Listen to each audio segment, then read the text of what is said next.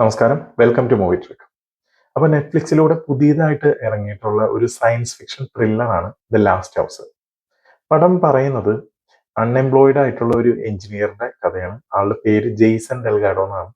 ആൾക്ക് ഭാര്യയുണ്ട്, ആൻ എന്നാണ് പേര്. രണ്ട് മക്കള്, ഗ്രഹാം, റൂത്ത്, പിന്നെ ഒരു ചെറിയ പട്ടിക്കുട്ടി, എന്താ പറയാ, കസിഡി.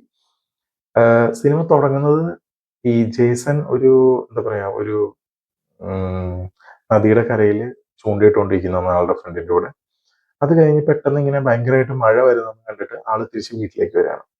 വീട്ടിലേക്ക് വരുന്ന സമയത്ത് എന്താ പറയാ, ഫാമിലി പറയുകയാണെങ്കിൽ നമുക്ക് പുറത്തൊന്നും പോയിട്ടില്ല, കുറച്ച് പർച്ചേസ് ഒക്കെ വേണമെന്ന് പറഞ്ഞിട്ട് ഓക്കെ അന്ന് പർച്ചേസിങ് ഇറങ്ങാമെന്നും പറഞ്ഞിട്ട് ഇവര് പുറത്തേക്ക് ഇറങ്ങാൻ നോക്കുന്നുണ്ട്. പുറത്തേക്ക് ഇറങ്ങാൻ നോക്കുമ്പോൾ എന്ത് ചെയ്ത് കഴിഞ്ഞാൽ ഡോറ് തുറക്കാൻ പറ്റുന്നില്ല. അപ്പോൾ പിള്ളേരാണ് ആദ്യം നോക്കുന്നത് ഡോറ് തുറക്കാൻ പറ്റുന്നില്ല എന്നുള്ളത്. അവർ ലോക്കൊക്കെ അൺലോക്കൊക്കെ ചെയ്ത് നോക്കി, ഡോറ് തുറക്കാൻ പറ്റുന്നില്ല. അത് കഴിഞ്ഞ് ഈ ജെയ്സണും ആനും ഒക്കെ ശ്രമിച്ചു നോക്കി, എന്നിട്ടും ഡോറ് തുറക്കാൻ പറ്റുന്നില്ല. അപ്പൊ വിൻഡോസ് ഒന്ന് തുറക്കാൻ നോക്കുന്നു, അതും പറ്റുന്നില്ല. ഇവര് ഗ്ലാസ് തല്ലി പൊട്ടിക്കാൻ നോക്കുന്നുണ്ട്, അപ്പോഴും പറ്റുന്നില്ല. പക്ഷെ ഈ ഗ്ലാസ് തല്ലി പൊട്ടിച്ചത് പഴയതുപോലെ തന്നെ തിരിച്ച് ഒരു വെള്ളത്തിന്റെ ഡ്രോപ്പ് വന്നിട്ട് ഈ സാധനം പഴയ പോലെ ആവുന്നുണ്ട്. അപ്പൊ എന്താണെന്നുള്ള സംഭവം ഇവർക്ക് തിരിച്ചറിയാതെ ഇവർ പുറത്തേക്ക് നോക്കുമ്പോൾ എന്താണെന്ന് വെച്ച് കഴിഞ്ഞാൽ ഈ ചുറ്റുവട്ടത്തുള്ള ഇവരുടെ ഈ നെയ്ബർഹുഡിലെ ചുറ്റുവട്ടത്തുള്ള വീടുകളെല്ലാം ഇതുപോലെ തന്നെ ലോക്കായിക്കാണ്. ആർക്കും പുറത്തിറങ്ങാൻ പറ്റാത്ത ഒരവസ്ഥ.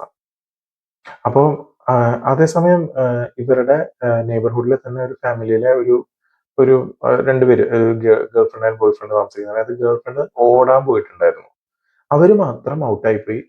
ആ സമയത്ത് വീടിന്റെ അകത്ത് ലോക്കായി പോകും. അപ്പം ലോക്കായി പോകുമെന്ന് വെച്ച് കഴിഞ്ഞാൽ ഇൻ ദ സെൻസ് ഇവര് വിചാരിക്കും കുറച്ച് ദിവസത്തേക്ക് ഉണ്ടാവുള്ളൂ. ഈ ലോക്കാവല് വർഷങ്ങളോളം ഇവര് ലോക്കായി. അപ്പോ എങ്ങനെ ഇവര് ലോക്കായെന്ന് ഇവർക്കറിയില്ല, എന്തുകൊണ്ടാണ് ലോക്കായെന്നും അറിയില്ല.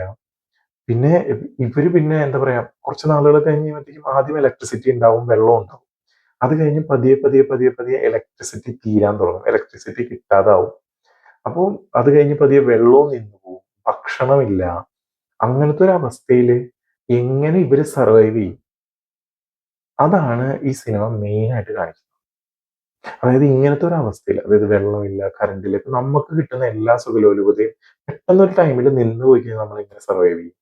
അത് ഒരു സ്ഥലത്തല്ല, ദി ഹോൾ ഭൂമിയിൽ എല്ലായിടത്തും ഈ സംഭവം നിലച്ചുപോയി, കിട്ടുന്നില്ല. നമ്മൾ ലോക്കായി പോയി വീടിന്റെ അകത്ത്. അങ്ങനെയാണെങ്കിൽ നമുക്ക് എങ്ങനെ സർവൈവ് ചെയ്യാൻ പറ്റും? പുറത്തിറങ്ങാനായിട്ട് ഒരു രക്ഷയില്ല. ആ ഒരു തീമാണ് മെയിൻ ആയിട്ട് സിനിമയിൽ കാണിച്ചത്. ഈ സിനിമയിൽ മാറി മാറി ക്ലൈമറ്റ് ചേഞ്ചസ് വരുന്നുണ്ട്, പിന്നെ ചെറിയ ചെറിയ ഒരു ഹൊറർ എലമെന്റ് കൊണ്ടുവന്നിട്ടുണ്ട്.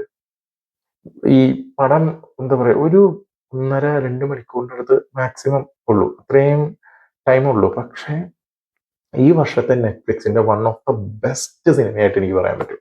കാരണം അത്രയും നല്ല എക്സ്പീരിയൻസ് ആയിരുന്നു കിട്ടിയത്.